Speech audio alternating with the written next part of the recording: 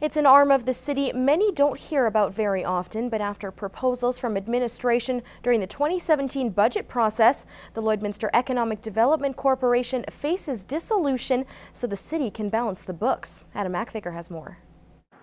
The Lloydminster Economic Development Corporation, a city-owned agency that promotes the border city as an attractive community for investment. They're responsible for bringing events to town like the RBC Cup. We work to attract visitors into our community, be it leisure travelers or through events, and then we also help to facilitate and make it easier for companies to make decisions to locate in Lloydminster or for existing ones to expand. But a recent proposal by city administration as part of a cost reduction strategy would see the dissolution of the corporation, bringing the service in-house. Administration reviewed the processes, and that was one that came forward, and I believe we'll be getting more information on that to come. The move is expected to cut $500,000 from city expenses. Certainly disappointed that it's on the table. We certainly feel that that it's an important service on behalf of the community, and that we have done quite a good job in the 6 years that we've been working in this type of framework. And that disappointment is felt among other members of City Council. Well, I would be very disappointed on Lead Corp there. I've been involved with it for a number of years when I was LEDA, and was involved in the founding board when it went to Lead Corp. So I think they serve a very important purpose. Having a broad and strong business sector in the community is very important, and the Lloyd Economic Development Corporation plays a very important role. Despite the proposal, the LEDC did request funding for 2017. $534,750, a significant cut from 2016 and its lowest budget since 2013. I can't say that I found anyone when out campaigning that said to get rid of the Lloyd Economic Development Corporation. I know administration has looked at it and said they feel that's the recommendation they're bringing forward. Again, that's important to remember. There's recommendations brought from administration. At the end of the day, the council will make the final decision, and we will weigh all the possibilities and see what we can come up with. In times like these, we tend to think a lot about the here and now, and we do that as well. But the work that we do and the relationships that we build are always forward-thinking about how down the road we can help make sure that Lloydminster is a better place and a strong place. Now, administration's proposal in the second draft of the budget would see the staffing at the Lloydminster Economic Development Corporation go from the current 4 down to just 1 out of City Hall. Now, everyone here at the LEDC is waiting patiently for that decision, which will be made public on December 12th when the final draft is presented. Reporting on the 2017 draft process, Adam McVicker, Newcap News. Well, amidst complaints of drivers not paying attention in school zones, the RCMP are once again urging people to take the extra time and drive safely. The RCMP says speeding in school zones is a common occurrence, despite working with the school divisions and conducting regular patrols.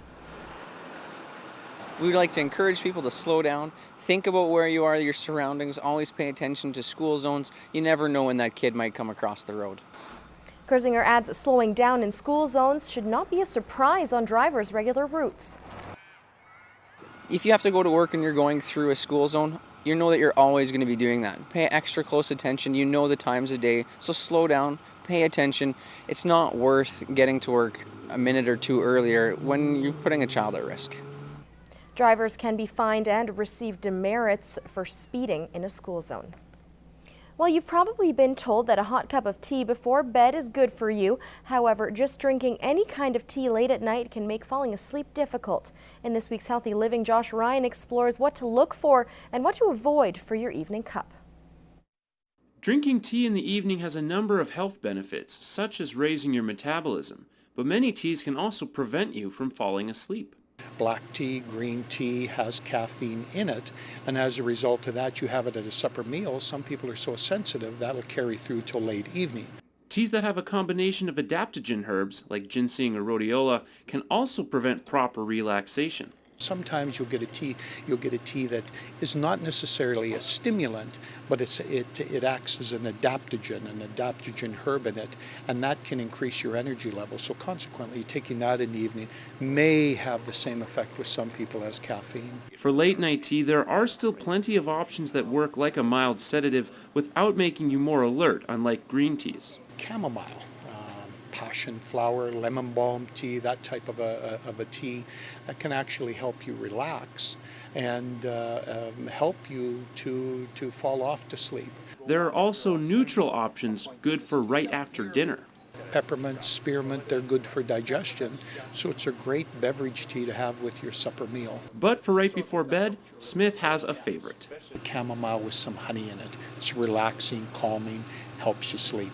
Josh Ryan, Newcap News. Well, to local sports now, it's not every day a school team has the opportunity to travel long distance to play, but the Lakeland women's basketball team is getting this opportunity of a lifetime. Lance Phillips has the story. With Lakeland College's first semester coming to an end, members of the Rustlers women's basketball team are beginning to plan their Christmas break.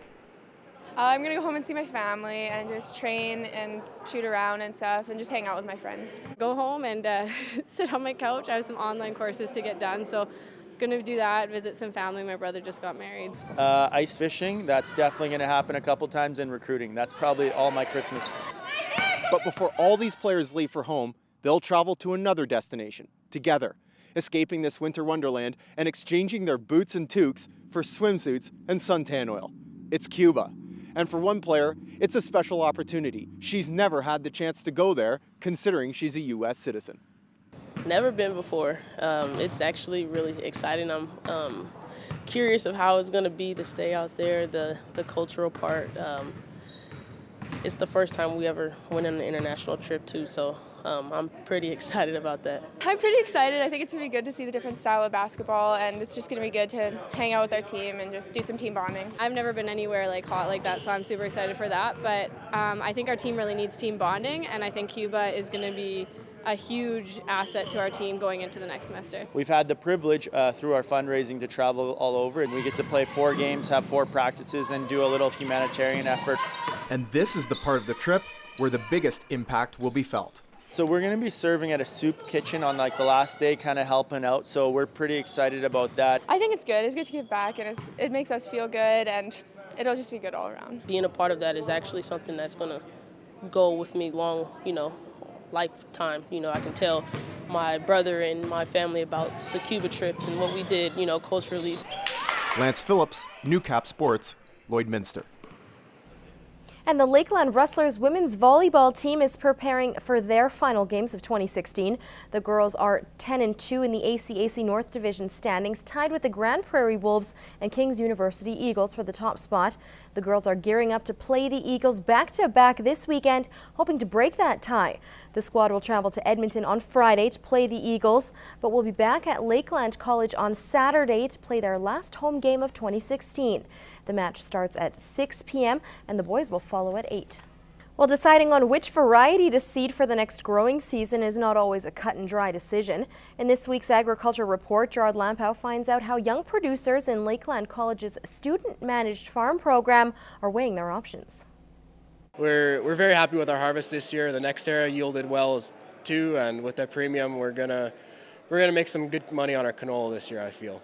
Mike Cymbalek is wrapping up his second year in Lakeland College's crop science program. He comes from a farming tradition based in Two Hills. As part of the student-managed farm program, he's making decisions based on what happened at this growing season and planning for the next. Along with the next era, we tried a Pioneer variety this year, 3155, so that ended up being a very good crop for us.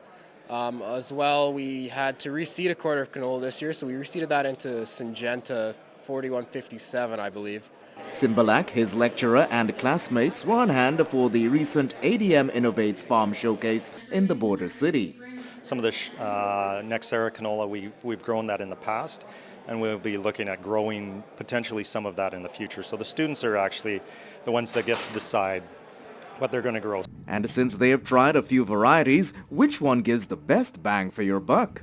That's a tough question because the Pioneer did yield a little bit more, but with the premium on the Nexera, we're going to end up more money on the market for that. These students also battled the challenges of this growing season, but they were able to get most of their crops in before the snow in October.